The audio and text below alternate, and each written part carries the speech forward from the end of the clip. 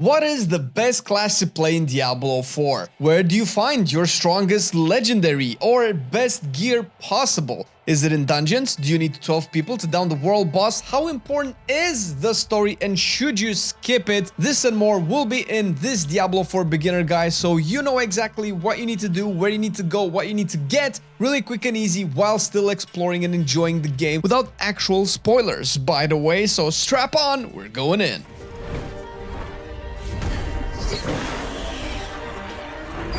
The first thing that you might wonder is about the story. A lot of people play the game just for the story, and the story might be important or you might not care about it. Whether you care about it or not, you still need to complete it once. Yes, you only need to do it once. If you want to play more than just one class, then you can skip future stories and just hop into the endgame or the adventure mode, although it's not called adventure mode in Diablo 4, and just do world content, everything that you need to do.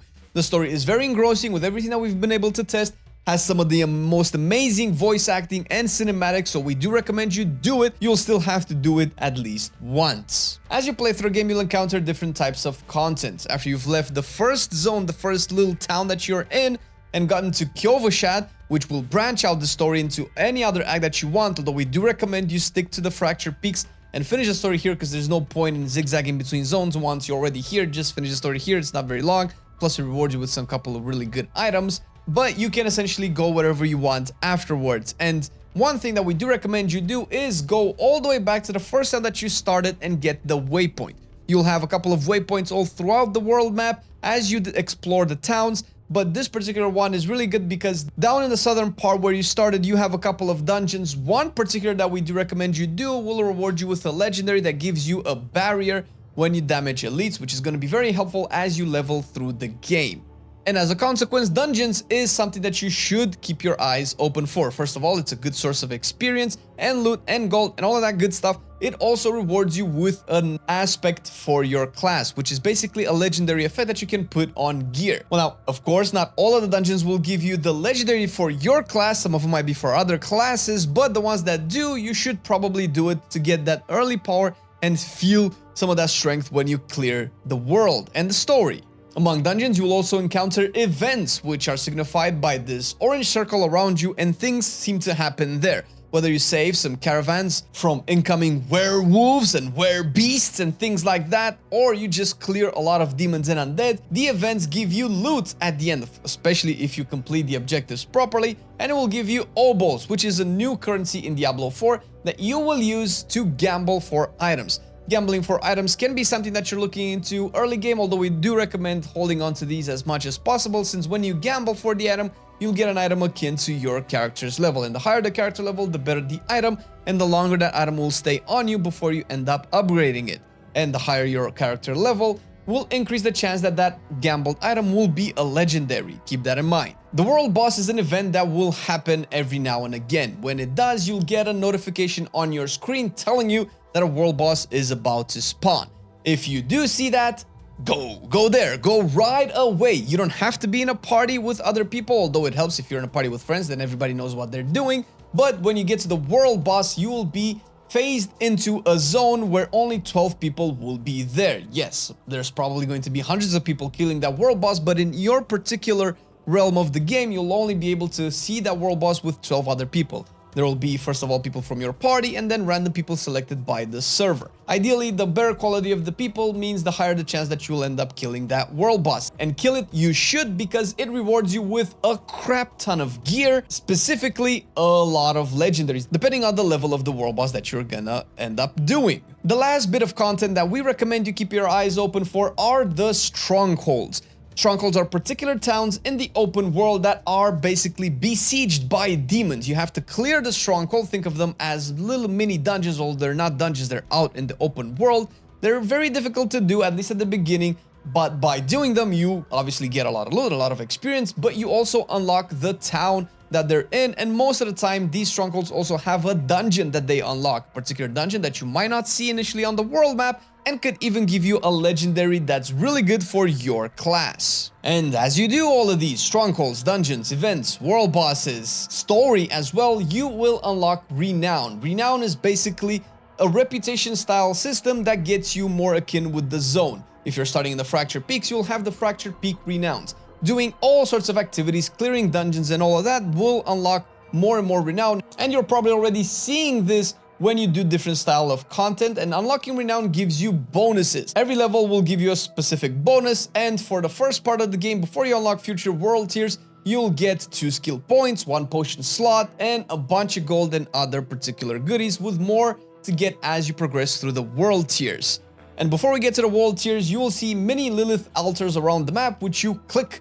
They unlock a bunch of renown for you. They're a once per account unlockable, so you don't have to do them on your alts, but you might want to do them on your main because they do progress your renown really quick. And if you do all of this and unlock all the renown benefits when you start a new character, you'll have all of those benefits to begin with, meaning that you can start a character with at least 2 character skill points to put boosting your early leveling power.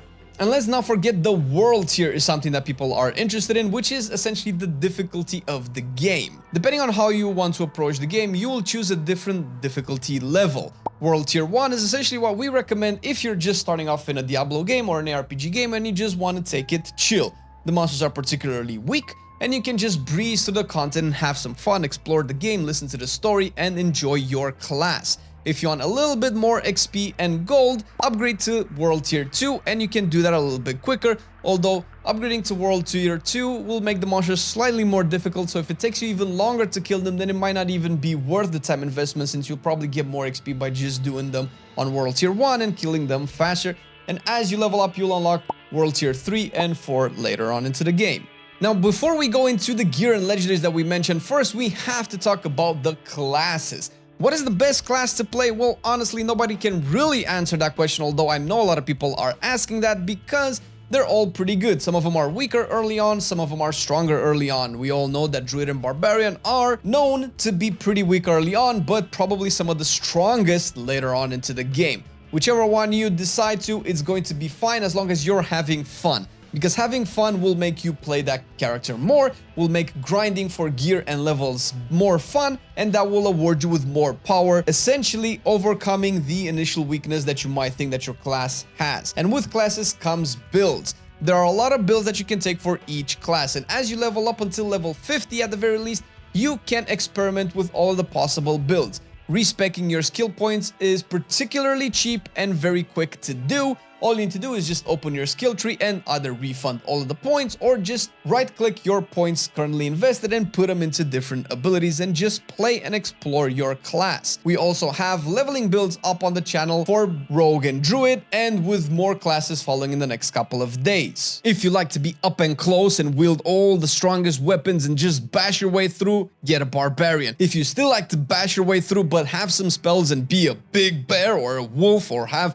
wolves as your companions, strike lightning and tornadoes and earth magic, use a druid. If you like the death, the undead, skeletons and dark magic, exploding corpses, shooting blood and bone all over the place, necromancer is the class for you. Or a more traditional sorcerer approach where you take the elements of the world and smash your enemies with fire, frost and lightning. And last but not least, maybe you want to be a rogue, a thief and a knight. Whether you want to backstab your enemies or shoot them with a bow, the rogue will definitely fulfill the fantasy for you. Pick what you think is the funnest and you'll enjoy the game, we promise. You've picked your class, you know what you want to do with the story in the dungeons, and you're going out in the world and killing stuff and a lot of gear drops. What are you going to do with the gear? Obviously, we're not going to go into the gear. Quality is pretty straightforward. Whites are worse than blues, which are worse than yellows, which are worse than oranges, at least at the beginning parts of the game. But the gear that you definitely want to keep your eyes open for are the yellow gear, the rare gear, because the yellow gear essentially drops with the highest stats at the moment, and they can also transform into legendaries. Yes, we mentioned legendaries and aspects that drop from dungeons. How do legendaries work in Diablo 4? Well, the first and most simplest way is they drop from the outer world, which they usually drop in their strongest forms with better stats normally. And if you do end up looting a legendary from a monster, keep it. Use it, make a build around it, change your skills to make sure that you use the most amount of power from it and smash everything around you. And once you're done using it, don't sell it. You can actually extract the legendary power into what is called an aspect and imprint it into another item back in the main hub. You can use that and put it onto a yellow item and use the legendary power with what the yellow item also brings in terms of stats. So if you find a particular I don't know, yellow chest that has the exact stats that you were looking for, save it, and then put a legendary aspect on it, and your legendary can essentially level up with you if you keep swapping it from one item to another, and you'll essentially have your character play the build that you want as you progress without having to try to refine that legendary on a different item, on a different higher level. The core stats that you'll find on gear are strength, intelligence, willpower, and dexterity. Usually strength will give you 1 armor per point, intelligence will give you resistances, willpower will give you healing received and overpower damage, and dexterity will give you dodge chance per point. And these stats provide different bonuses for the different classes that you end up playing. One new stat that you might not be familiar with is willpower, which contributes to the overpower damage. Overpower is an effect, kind of like a critical strike, where you do a lot more damage. And Druid, for instance, specializes a lot in willpower and overpower damage, something to keep in mind. There's another stat that you might not be familiar with, which is Lucky Hit. This is a stat that's not particularly easily explained in the game, so pay attention. Lucky Hit is basically what it says. It's a lucky hit. Sometimes an ability can have a lucky hit. What it does with a lucky hit depends.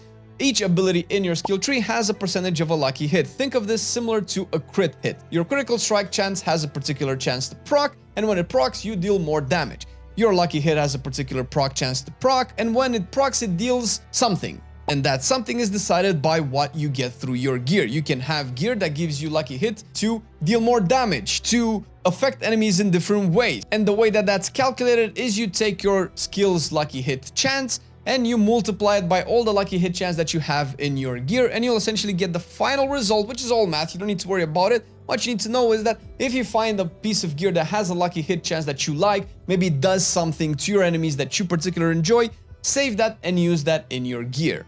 And speaking of gear, in your main hub, you'll find all sorts of things that you can do to it. You can upgrade it through your blacksmith. Each gear piece can upgrade a bunch of times depending on the gear level and the gear type. And you will probably want to do this if you find a particular strong piece that you want to use for a long time. You can definitely upgrade that a couple of times. You'll spend a lot of gold and a lot of resources, which you normally get by playing the game. And the resources in particular, you might find them out in the world, but probably the best way to get them is by salvaging gear. As you do dungeons, stories, quests, and all of that, your bags will fill up with items. You'll go to the blacksmith and you will salvage all of these items for materials. You might be tempted to sell them for gold, which sometimes can be a problem, and you might end up selling a bunch of items, although we will still hardly recommend just salvaging them because you can always find more gold, but sometimes one specific material can be hard to come by, and if you've sold the item that would generate that material, it can be a little bit of a pain. And besides upgrading gear, you can also socket gems into them. As with pretty much all other RPGs, you have a jewel crafter that can upgrade your jewelry first of all, and can also put gems and extract gems and upgrade gems, so you can put gems into your gear for your gem needs. You get it, it's gems. And after you've done all of this, you would have probably reached level 50, which will unlock your first capstone dungeon to do, so you can unlock the world tier 3 and start to do more and more difficult content. By this point, if you follow the story, you would have already completed it and you are ready for the end game. The end game has a bunch of systems. You'll likely unlock the Paragon board, which further goes deep down into your class. We already have videos on our channel about the end game as well. You'll unlock different styles of content like nightmare dungeons, which are the version of the dungeons that you already know, but scaled up with a particular key that upgrades the dungeon to a higher and higher level, making it stronger and tougher to beat, but rewarding you with better and better gear. There are Hell Tides, which are essentially bigger, wider events up out in the world, particularly time restricted, so that you can go in, do a bunch of objectives, collect a lot of resources, and turn them in for big loot rewards. Once again, we have a video on the channel for that. There are PvP events that you can engage in with, and after a month of playing, we will also have the seasonal content coming in. Until then, this should get you ready for the new Diablo 4 experience with everything that you need to know. Stay tuned on our channel, since we will have a lot more videos coming with everything Diablo 4 related right here on Diablo Forever. Thank you for watching the video. See you in the next one.